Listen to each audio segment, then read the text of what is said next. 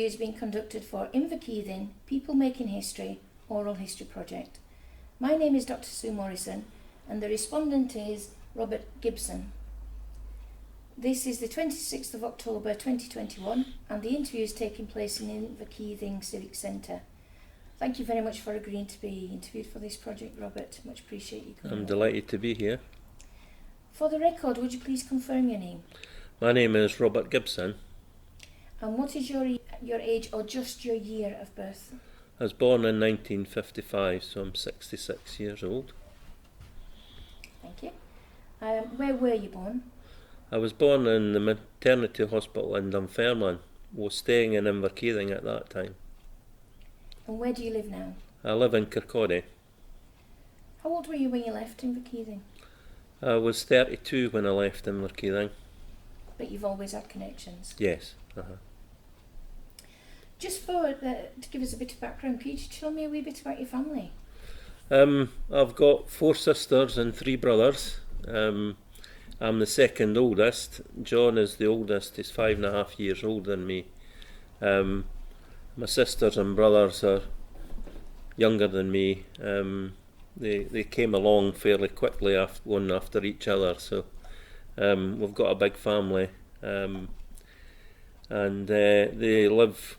Most of them live close. Some in Inverkeithing, some in Rosyth, some in Lochgelly. So they're kind of spread about, but fairly local. And we still basically are in contact with each other. Unfortunately, recently the get-togethers are involved with, unfortunately, family funerals, of which there have been 2 or 3 in recent years. So that's a brief outline of the family. My mum and dad. My dad was born in 1926. Mum was a couple of years later, and they married in 1948, and brought up 8 kids, which must have been a monumental task, because I know bringing up my 2 kids, boy and a girl, was a challenge. So I can't begin to think how difficult it was. And in the days, you didn't have the disposable nappies and the microwaves and all this kind of stuff that you have these days. It makes it a bit easier, but bringing up that number of kids and feeding them was a challenge.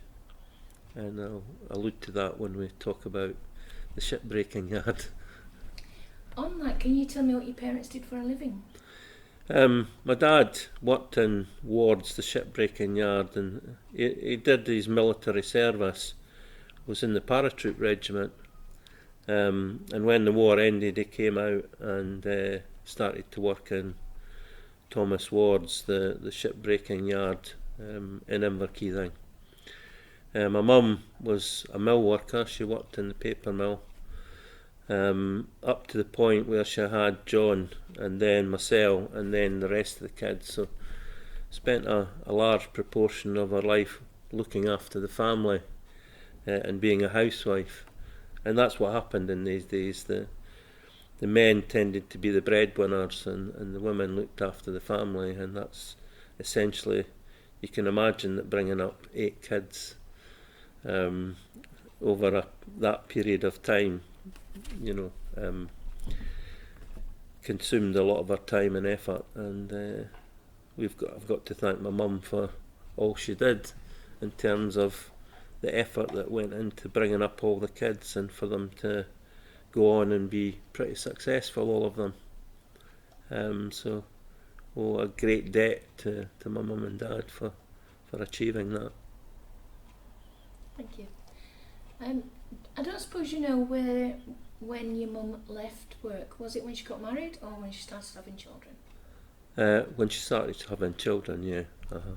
And that was normal back then? Yeah, yeah. As I say, men tended to be the breadwinners in those days, and the women tended to be housewives and be in the house and bring up the family. That was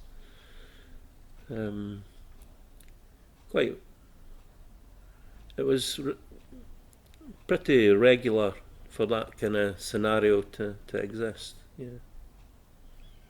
Certainly I recall that anyway. We tended to, because we had a big family, we tended to associate with other big families, and they all tended to be similar in nature in terms of what the women would do then. What was it like for you as kids having a father working in the breakers yard? It was a difficult time because my dad worked 7 days a week, because he had to generate enough money to buy clothes and to feed us all, and so it was a difficult period, and that meant we didn't see our dad as regularly, particularly at the weekends, because, as I say, he used to work 7 days a week, and that was obviously very difficult for him. Do you remember what hours he worked? Yeah, I mean, it all depended on how busy the yard was, because, as you probably know, almost 40 ships were broken up in that shipbreaking yard. Not so many in the later years of when the yard was open, but in fact it's still open, obviously. But yeah, it was quite long days, and it all depended on what ships were in and what size they were, and etc., etc. So, but it was long hours. Did they have different shifts? No, I don't think so. I think it was a basic. They didn't. I'm not aware that they had shifts, and my dad certainly didn't work shifts. In all the time that he was there, so I don't recall shifts being worked. But I just know he left in the morning and came back at night. And do you know if he had any accidents or health problems caused through his work? yes. Could you tell me about those? Yeah, one of the memories that I've got of towards the shipbreaking yard, there was an occasion when cranes used to lift the steel and put them in places so they would be cut up, and sometimes when they're moving the steel, occasionally the hooks, or however they were moved, would slip, and there were occasional accidents. But on one occasion my dad, a bit of steel slipped off the hook, and it landed on his foot and it cut off the tops of his toes. And I always remember that day, because he obviously was taken to hospital, and then he actually came to the house, and some of his workmates lifted him in and lay him on the settee, and I always remember the pain that he was in. But he did, in the days, in terms of health and safety, obviously it'd be very much different today, but in those days they didn't actually wear much protective clothing and didn't wear steel toe-cap boots. And I do remember vividly him coming back to the house and being laid on the sofa, and he was virtually screaming in pain, and that's one of the memories I'll never forget. So it was an accident in the shipbreaking yard. Did he go back to work after that? Yes, It was quite a time after it. I couldn't be precise, but he did go back to work in wards, and he didn't get any compensation, which obviously probably would be different now. Did he get any sick pay, do you know? Yes, but not as much as what he would have made if he was continuing to work 7 days a week. So I'm quite sure he got some kind of payment, but I presume it wasn't as much as he would have earned had he been working normal hours over that 7 day period. Do you know much about the process of shipbreaking? Not a great deal. one of the memories I've got is when the ships came into the shipbreaking yard, they were supposed to be stripped. And by that I mean a lot of the fixtures and fittings, the alcohol and the food were supposed to have been removed prior to the ship coming into the yard, but invariably that didn't happen. So what would happen is that a lot of the fixtures and fittings would be taken down, and how they decided who got what I don't know, but one of my vivid memories is my dad always come into the house with various bits and pieces. He used to concentrate on bringing food home, because the ships would have freezers on them and food. So I think Jackie, as his workmates would call him, would look to bring food home. But you know, the various things that he used to bring home were quite amusing. He brought home a pair of skis one day, but and he would bring home certain other things. He brought home a lovely ship's bell one day, and he painstakingly cleaned it because it hadn't been cleaned for years. And I always remember my dad cleaning his bell, and I think he gave it to one of the local pubs to put up so they could ring last orders. So in alcohol, well,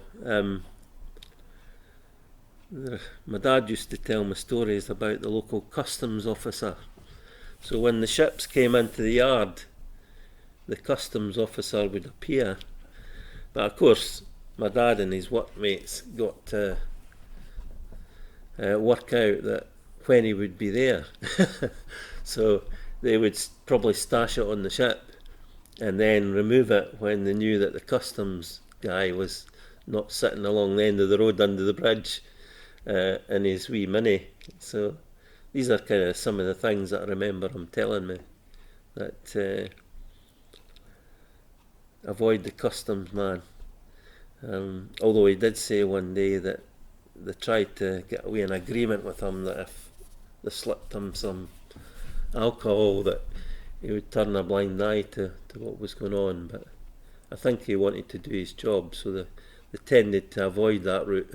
But that was kind of some of the stories that he used to tell me about when the ships came in. And we're talking about, so the ships would come in, they were supposed to be stripped, but a lot of the time they wouldn't be. So all the internals would have to be taken out and stripped back as far as possible, and then it was a case of the welders just cutting it up, literally chopping it up in bits, and that was put on the quay side, and then depending on how it was getting shipped back out, it would sometimes be shipped out in ships. But there was a railway line from Thomas Ward's onto the main railway line.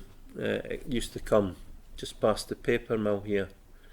We used to walk along it a lot, but the trains would be loaded up, and the trains would bring all the pieces out, and it would be transported to steel mills in various parts of the country. Were they like the open-topped coal wagons? Yes. Mm-hmm. Yeah.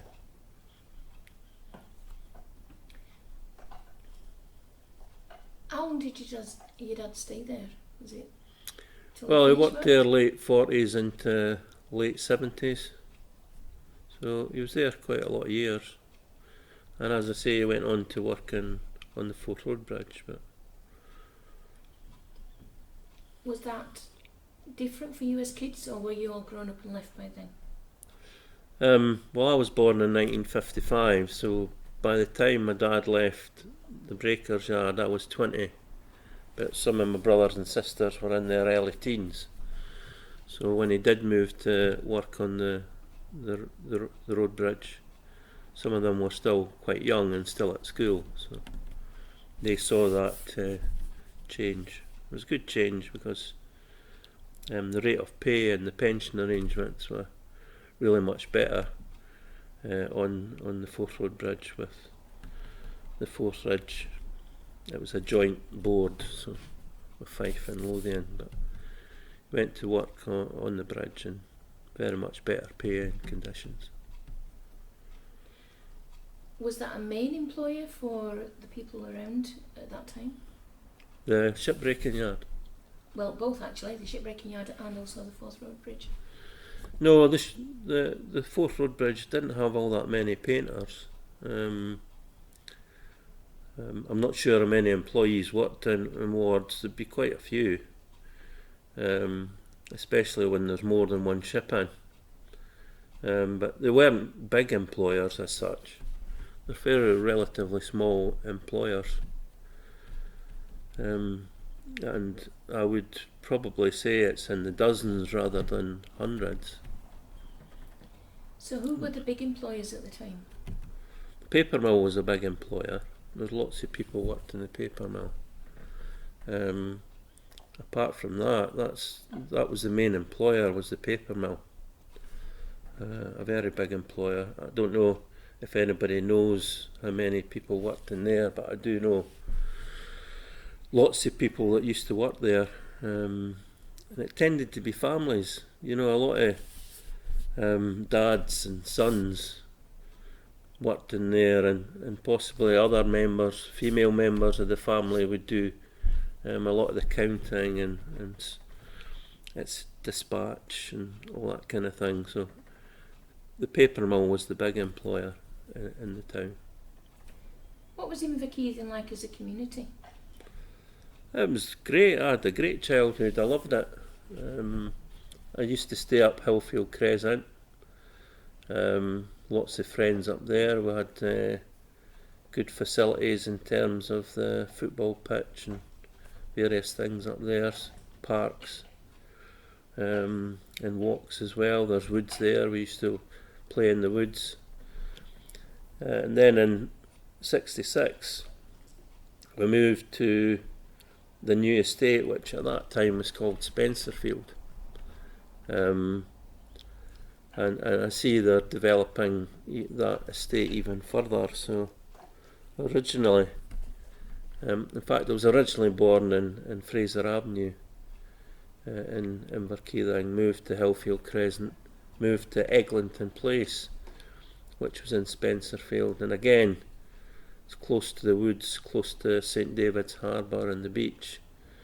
And we used to enjoy going fishing, but we used to play a lot of football at the Ballast Bank, which is you'll be able to see out the window here. And yeah, we had a good childhood. And we used to be outdoors nearly all the time. All weekend was spent outdoors. We'd only come home to have our tea and disappear out. Used to even play football in the streets, but you don't see that anymore. In fact, you don't see many kids actually playing in the parks these days, apart from the main ones but generally in the play parks and housing schemes these days you see very little kids out playing. But we had a good childhood. We were able to do what we wanted. Our parents never had to worry about where we were or what we'd do, and we would congregate and play football and go to the park, go around the beach, go fishing, Portland Beach, which is just past the shipbreaking yard at Crookness. So I loved my childhood. Had a great time. Did kids do any work back then? Yeah.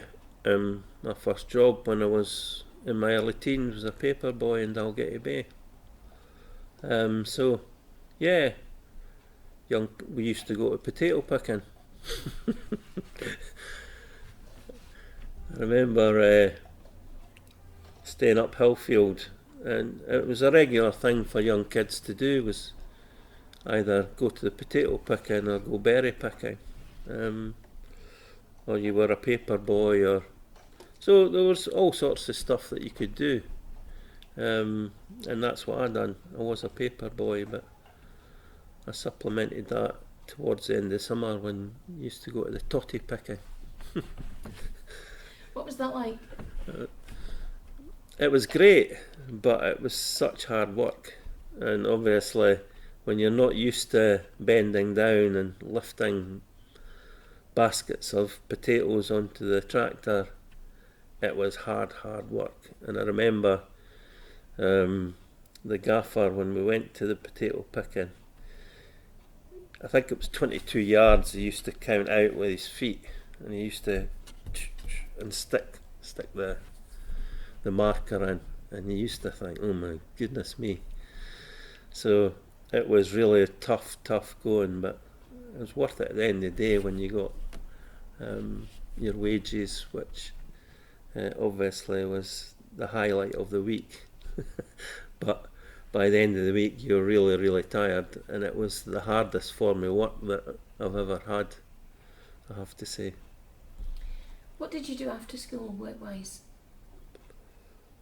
After school, well, used to just meet up with friends, and as I say, I had a variety of hobbies at that time, including the football, including the fishing, and generally we just would decide where we were going, and we regularly went long walks, because we're fortunate here in Inverkeithing that you can walk all the way to North Queensferry or go the other way to Dalgety Bay.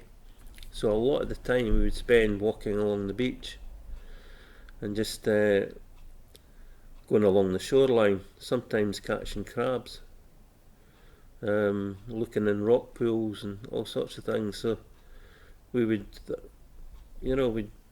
during the summer, that would be us for hours and hours, and it was great. Used to love it. What was your first job when you left school? I left school on the 7th of February, sorry, the 7th of September 1972. I applied for a trainee accountant's post with Burnt Island Town Council, and I was told on the day of the interview that I'd got the job, and I started training the following week, and that involved going to Glasgow for training to be a chartered. One of the registered accountancy bodies was the Chartered Institute of Public Finance and Accountancy, and I studied to be an accountant. I was successful in passing my professional exams. I went on to be an accountant with Kirkcaldy District Council, then became a principal accountant with Kirkcaldy District Council, and then in 1995, when the councils were merged, I became an accounting team leader, and then retired some 6 years ago from Fife Council, and then went on to work for Fife Historic Building Trust, which was absolutely lovely.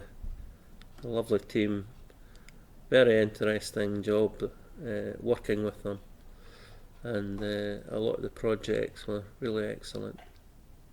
Could you tell me about your work there? I was the finance and admin officer, and as the name suggests, just looking after all the financial side of the trust business. A lot of my time was involved in developing systems and procedures there,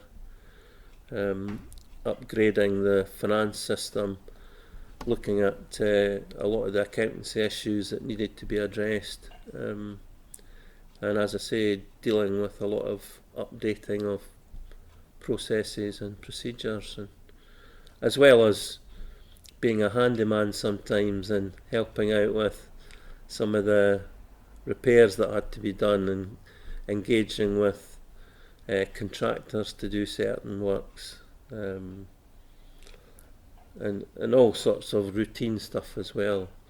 dealing with energy companies, dealing with all sorts of companies on issues, particularly dealing with auditors when the annual accounts were required to be completed and submitted for audit. So a lot of my time was involved in the record keeping for the accounts, and then working with the auditors to get the accounts signed off, and then supporting all the trustees of the trust with all the requirements that were needed for meetings, doing financial reports, and doing all sorts of issues related to the board and to the finances of the trust.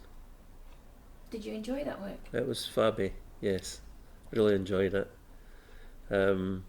Lorraine Bell, who's the manager there, was so supportive of myself and the whole team, and we, even during the pandemic, it was a difficult time obviously, but we managed to continue to deliver a lot of the services and make sure that the projects were ongoing and moving forward, and it's a testament to how well the team done that we were able to do that and be recognised for what we achieved during that period. A lot of my work also involved the trust had business units, and it also has holiday lets as well, so some of the time I was involved in helping out in terms of some of the management of the business units, and having to make sure that all the maintenance of the alarms and all this kind of thing was done, and then the holiday lets, dealing occasionally with some of the guests if there was issues. But I have to say it was thoroughly enjoyable, and I suppose what I'm saying is that I was only supposed to be with the trust for a couple of years.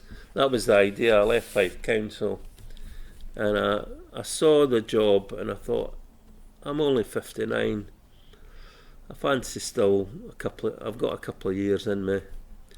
It wasn't the monetary aspect, it was just I didn't feel I was ready for sitting about and not doing anything meaningful. Not that that would be the case, but I decided to apply for the job, and I was successful in being appointed to it. And as I say, I did really think in my mind that it would only be a couple of years I would be there, but as it was, it turned out to be 6, and it was 6 thoroughly enjoyable years, and I still have contact with them, the team members still, and hopefully once the COVID is finally, well, who knows if it'll be finally away from us, but hopefully I'll get together with the girls and see if we can meet up and reminisce about certain things. Can you tell me just quickly about some of the other projects apart from the holiday lets and business lets? Mm-hmm. A lot of the projects involve the restoration of various buildings throughout Fife. You'll see in the website that it goes back to West Weems. Was the first of the projects that Fife Historic Building Trust undertook, but there's a whole subsequent variety of projects, both in Anstruther, the drill halls for example, and then in Kirkcaldy with the Merchant's House, and then on to projects in Bunt Island doing up the old station building, Kinghorn Town Hall. So some wonderful projects there, and then latterly working at St Andrew's Church in Lochgelly, and we renovated the old Borough Chambers in Cooper. Wonderful project, wonderful result there. And then we're looking at other projects, and one of the big projects that we're supporting is the redevelopment of the old flax mill and Silverburn Estate. So a wonderful variety of projects there, and it all came to fruition, all well managed and now all pretty successful. What were the main challenges for you doing your job? Main challenges were making sure that the monetary side of everything that was going on was properly managed, and making sure that everything was fit for purpose. And one of the big challenges was moving from the old Sage accounting system that we had to a new system called Xero, and it was primarily to comply with the new HMRC rules on VAT. But there's always a variety of tasks to undertake, and one of the big tasks was resolving issues around reserves and prior projects that had to be wound up, and all the bookkeeping for it sorted out. So that was quite a task. And then there were issues around pensions and things that had to be addressed. So there was plenty of challenges, and thankfully I can probably say that we met these challenges very well and very successfully. Could you tell me what is your favourite memory of Inverkeithing growing up? Well, that's a difficult one. Favourite memory? I like to go fishing round Portland Beach. So I knew my dad worked in wards, so on many occasions we'd walk past wards and you'd see all this mountain of steel. So that was a memory in itself. But we used to go round Portland Beach to what we called the Govey Pier, and we used to fish for mackerel off it, and that was something I used to love doing. It was great. The other one was walking round the beach at St David's Harbour. Just past St David's Harbour there was a nice stretch of beach, and we used to go and play there and used to love that. It was great. Moving forward, what are your hopes for Inverkeithing? I think as a community I've been impressed with the way I know a bit about the project here and some of the aspects to the project and the public realm works that are going to be done, etc., etc. But just hope that Inverkeithing thrives, and that the council supports the community, prides. I think community education and support to the community is perhaps working in the council. I think when it comes to budget cuts, a lot of money came out of the community side of the business, the leisure and recreation side, and I just hope that the facilities are there for people to continue to enjoy. We're seeing libraries closing, we're seeing various community facilities closing, and sometimes you understand why that is, because if it's social care that needs the money or education or whatever, it tends to be preserved, and what suffers is the community side, adult education and all sorts of stuff. So I just hope that in the future these amenities don't reduce, that it thrives, and the young. We've talked about my childhood, and it was fabulous.